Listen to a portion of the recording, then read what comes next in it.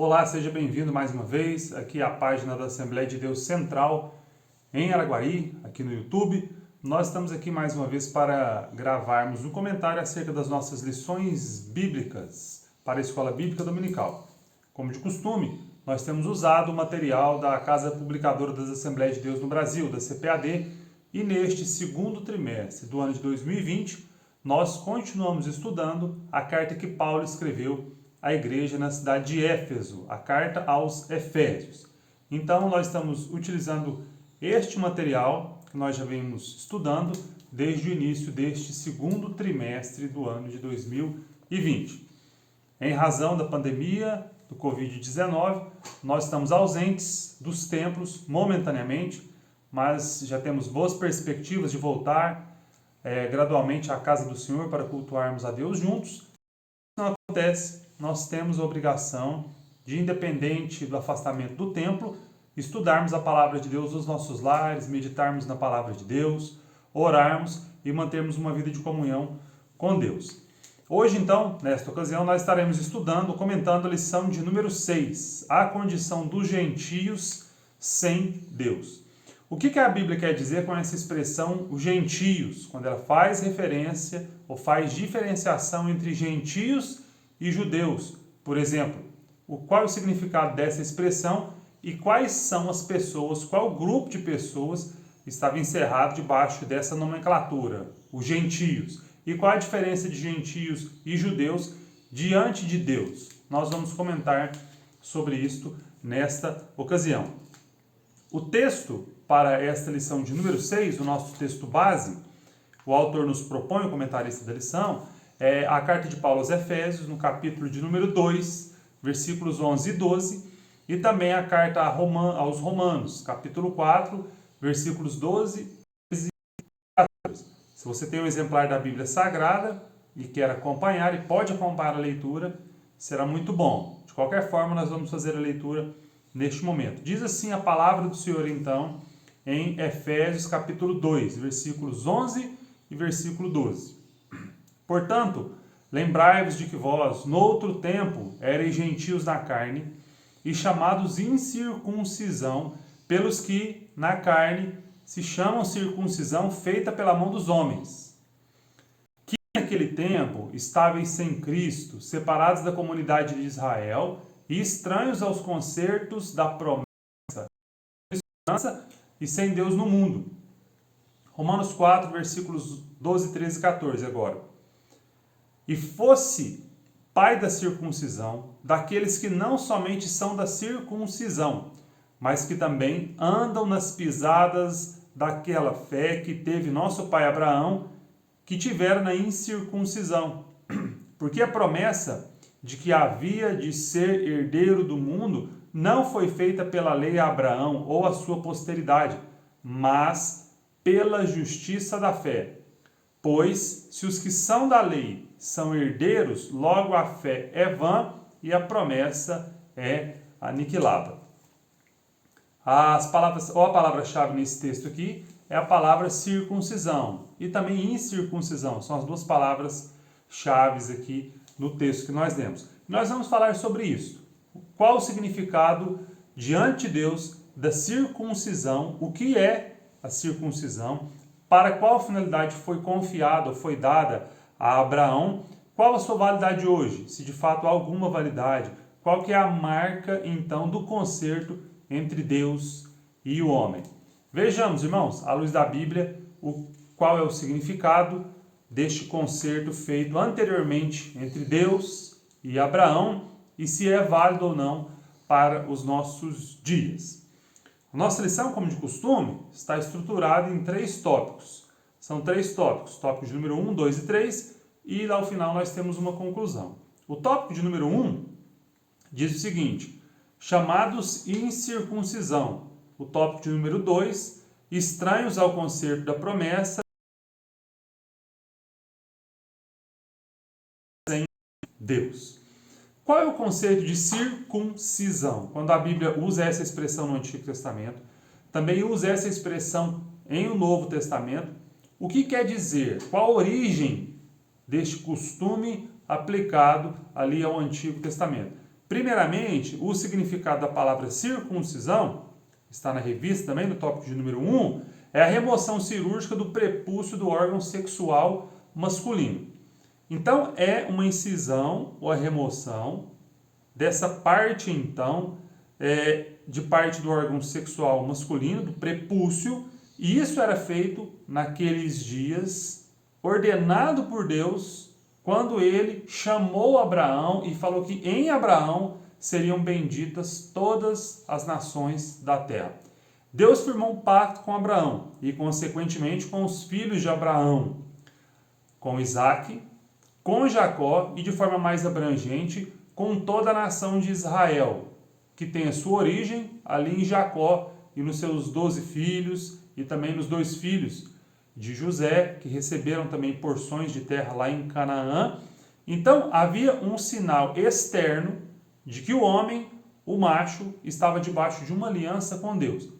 Essa marca externa era, então, essa cirurgia, feita, obviamente, naquelas circunstâncias, sem todo o aparato médico e evolução que existe hoje, tá? Mas certamente de forma ali bem rudimentar, mas era o sinal externo que havia de que Deus tinha um pacto com aqueles homens e que aqueles homens estavam se submetendo ao pacto que Deus firmou com Abraão, Isaque, Jacó e toda a sua descendência. Isso foi dado por Deus. Era uma exigência de Deus, o sinal externo, dado por Deus a Abraão. Esse texto encontra-se lá em Gênesis, no capítulo de número 17, nos versículos 10 e no versículo também de número 11, que nós vamos ler para que não fique nenhuma dúvida acerca disso. Primeiro livro da Bíblia, livro de Gênesis, capítulo 17. Nós vemos que Deus chama Abraão, conforme a história de Gênesis, lá em Gênesis, no capítulo de número 12. Daí então esse homem obedece, submete-se ao chamamento de Deus e Deus faz com ele esse pacto. Então, Gênesis capítulo de número 17, versículos 10, versículo 11, diz assim a palavra de Deus: Esta é a minha aliança, que guardareis entre mim e vós, a tua descendência. Todo macho entre vós será circuncidado. Circuncidareis a carne do vosso prepúcio. Será isso por sinal da aliança entre mim e vós. Esse rito exterior, então, era um sinal de que os homens estavam se submetendo ao concerto estabelecido por Deus e também com o seu servo Abraão. Nós veremos que, na verdade, o que Deus queria era muito mais do que um sinal externo na carne, obviamente, mas esse era um sinal que todos os homens, então, deveriam se submeter para confirmar a sua aliança com Deus. Nós veremos mais ao longo do texto e do nosso comentário. Deus prescreveu, então, esse sinal externo de quem pertencia ou de quem era aquele propriedade referente ao seu Deus. Quem não era circuncidado, naquelas circunstâncias, então, o costume de Israel, era, obviamente, considerado incircunciso. Quando essa palavra é utilizada nas páginas da Bíblia, ela pode referir-se a um chamamento, ou uma expressão de que o incircunciso é uma pessoa indigna, uma pessoa imunda, uma pessoa que não pode ter parte com o povo de Israel. Então a palavra incircunciso não era obviamente um elogio, mas uma referência de que a pessoa não era digna. Isso aos olhos dos judeus, considerando o pacto que Deus firmou com Abraão. Qual que era o significado religioso da circuncisão? Apesar de existir então a marca externa, a marca cirúrgica, o significado religioso é de que aquela pessoa fez um compromisso com Deus. Não um compromisso de marcar simplesmente a sua pele, mas um compromisso de servir a Deus de todo o coração. O rito cirúrgico, se não houvesse um quebrantamento, uma decisão de servir a Deus, nada valia. Obviamente que não. Então, além da marca externa, do homem se submeter, todo macho se submeter a isso, Deus obviamente queria, e é o desejo dele, que os homens se dobrassem a ele inicialmente de todo o coração. Era algo tão sério que que os judeus se recusavam até mesmo a comer como uma pessoa incircuncisa. Isso está lá em Atos, no capítulo de número 11 e no versículo de número 3. Agora, o mais importante, de fato, relativo à circuncisão, ou à marca de um pacto com Deus, é aquilo que nós podemos chamar simbolicamente de circuncisão feita no coração. Ou seja, a marca da aliança entre um homem e Deus, de Deus e um homem, na verdade deve estar no coração do homem, e não meramente, não simplesmente em alguma marca externa, algo que possa ser visto aos olhos humanos. Sobre isso o autor comenta muito certo. A boa nova que Paulo traz aos seus ouvintes é que a verdadeira circuncisão não se tratava de uma operação externa na carne utilizada pelos homens, mas aqui foi feita no interior, a de coração, cujo louvor não provém de homens, mas de Deus. Assim, em Cristo, o sinal de quem pertence a Deus não é a circuncisão nem a incircuncisão, ou seja, o rito externo, a marca externa, mas sim o ser uma nova criatura. Gálatas capítulo 6 e versículo de número 15. Quem então mantém um pacto, uma aliança com Deus? É aquela pessoa que se submete a Deus e que tem um compromisso com Deus firmado no seu coração. Isso sempre foi o desejo, o propósito de Deus.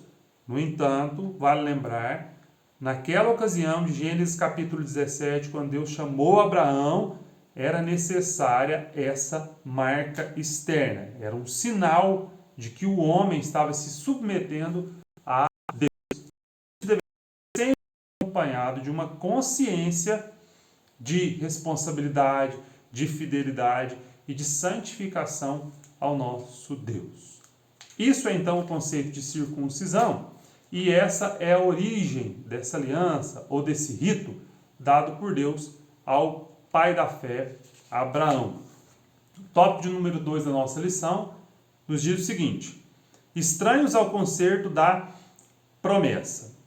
O argumento que o apóstolo utilizou em Efésios, no capítulo de número 2, é que os gentios, anteriormente à vinda de Cristo, eles estavam afastados da aliança feita com Deus, feita por Deus e Israel. Então eles eram chamados incircuncisão e também não participavam da aliança. Vamos ler novamente aqui o texto de Efésios, capítulo 2, versículos 11 e 12, para nós relembrarmos o que disse Paulo. Portanto, lembrai-vos de que vós, noutro tempo, ereis gentios na carne e chamados incircuncisão pelos que, na carne, se chamam circuncisão feita pela mão dos homens, que naquele tempo estáveis sem Cristo, separados da comunidade de Israel e estranhos aos concertos da promessa, não tendo esperança e sem Deus no mundo. Paulo relembra aos seus ouvintes, lá aos Efésios, que essa era a condição dos gentios antes de conhecerem a Jesus Cristo. Ou seja, não faziam parte do povo com quem Deus firmou uma aliança. Mas alguém vai dizer, ou pode pensar o seguinte: não seria Deus injusto por ter firmado uma aliança com um único povo, com Israel, e ter abandonado todas as outras nações sem ter firmado com eles também essa aliança? Não escolheu Deus um povo para ser salvo e o restante dos povos para serem abandonados à idolatria, ao politeísmo, a coisas desagradáveis diante de Deus? Convém lembrar, irmãos, o seguinte: no início, segundo a Bíblia nos informa, lá em Gênesis, no capítulo de número 1, Deus criou o homem à sua imagem e semelhança, Deus também criou a mulher. Deus então criou o ser humano, Adão e Eva, a imagem e a semelhança de Deus. Deus deu a Adão e Eva o correto entendimento da religião pura e verdadeira. O conhecimento acerca do único Deus, o conhecimento acerca daquilo que era certo e do que era errado. Então, no início, toda a raça humana representada em Adão e Eva, e posteriormente em Caim e em Abel, eles tinham conhecimento de quem era o verdadeiro Deus e de quem a todo homem deveria servir.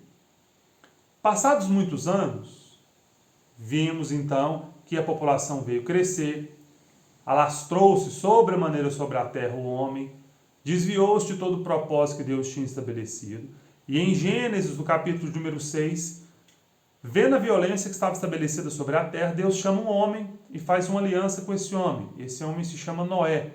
E em Noé, Deus resolveu suscitar uma nova descendência sobre a face da terra. A partir de Gênesis 6, depois Gênesis 7, Gênesis também no capítulo de número 8, nós vemos Deus aniquilando toda a raça humana, com exceção de Noé e a sua família, porque o pecado era extremo sobre a face da terra. Há um novo começo então, um novo começo com Noé, sua esposa, os 3 filhos de Noé, Sem, Cão e Jafé, e as respectivas esposas. 8 pessoas então dão início, segundo o plano de Deus, a uma nova população sobre a face da terra. Aqueles 8 integrantes da arca tinham conhecimento acerca do verdadeiro Deus. Bastava que se firmassem na presença de Deus, se submetessem a Deus, cumprissem a sua vontade, nunca se desviassem do seu caminho e todos continuariam na presença de Deus. O que nós vemos, porém, ao longo dos anos, depois do falecimento de Noé e a disseminação da descendência dos seus filhos, Sem, Cão e Jafé, sobre a face da terra, é que o pecado aumenta de forma sobremaneira. E muitos homens se apartaram de Deus, se afastaram de Deus escandalosamente. Assim, então, para trazer o Salvador ao mundo, Deus escolhe um homem e Deus escolhe uma nação. Esse homem é Abraão, como nós informamos no início, o seu filho Isaque, o filho de Isaque, que se chamava Jacó, e toda a sua descendência. Deus faz um pacto então com esse homem, para que por meio da sua descendência viesse o Cristo para abençoar todas as famílias da terra. Mas veja, não é Deus selecionando um único homem, um único povo e abandonando todos os demais. Na verdade, tanto na descendência de Adão como na descendência de Noé, todos tiveram a oportunidade de se voltar para Deus, tiveram conhecimento de Deus. Isso nós podemos ler também lá em Romanos, no capítulo de número 1. Tendo conhecimento de Deus, resolveram glorificar a Deus e se apartaram da presença de Deus. Assim, então, por meio da descendência de Abraão, Deus trouxe sobre toda a terra uma nação escolhida para que por meio dela viesse também a encarnação de Jesus Cristo, o seu Filho Santo. Então não foi o propósito de Deus desde o início que uma nação somente conhecesse a salvação e conhecesse a lei e os mandamentos. Desde o início Deus tratou com toda a humanidade, mas a humanidade então resolveu rebelar-se e apartar-se de Deus. Por que nós estamos trazendo essa informação? Porque nos dias de Jesus, ali nos dias do apóstolo Paulo, havia essa distinção entre judeus e gentios. Quem eram os judeus? Os descendentes, então, de Abraão, Isaque e Jacó. Quem eram os gentios? Todos os não-judeus. E Deus tinha dado, então, a aliança, por meio da circuncisão, da lei de Moisés, aos judeus. O tópico número 2, então, onde nós estamos comentando, a Bíblia nos fala assim: estranhos ao concerto da promessa. 2.1, uma vida sem Cristo. Paulo lembra aos seus ouvintes que antes deles serem regenerados, a regeneração nós sabemos que é a conversão, quando a pessoa arrepende-se dos seus pecados e se entrega a Cristo. Então, antes deles terem sido regenerados, antes de se entregarem a Cristo, eles viviam apartados, separados da família de Deus, do povo escolhido por Deus. Já deixamos bem claro que esse não foi o propósito de Deus desde o princípio. Esses gentios, eles não estavam apartados somente dos ritos externos, ou seja, da circuncisão, mas também não faziam parte do povo escolhido e, consequentemente, não podiam também usufruir dos privilégios espirituais. Entretanto, nos dias do autor da lição, o que os gentios precisavam saber era que, por meio de Cristo, de Abraão. Como assim? Alguém vai indagar. Não são descendentes de Abraão somente Isaac, Jacó e todos aqueles que descenderam dos filhos de Jacó?